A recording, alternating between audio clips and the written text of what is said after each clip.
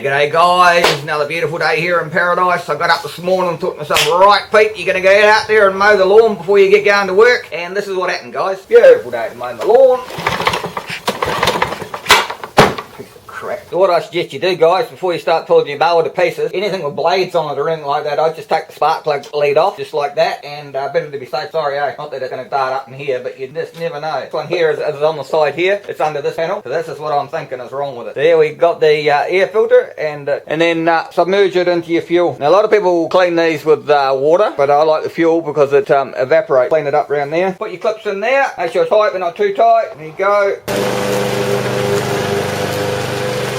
Piece of cake, guys. Right, now I've got to go and mow the bloody lawn, so I better go and get on with it, eh? Remember, guys, if you like my channel, subscribe, drop me a like, drop me a comment, and we'll see you next time, eh?